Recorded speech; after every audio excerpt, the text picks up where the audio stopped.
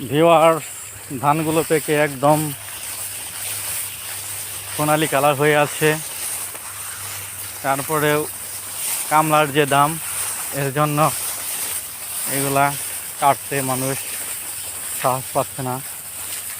কি পরিমাণ পেকে আছে ধান, অনেক সুন্দরভাবে পেকে আছে। কামলার অভাবে কাটা যাচ্ছে না।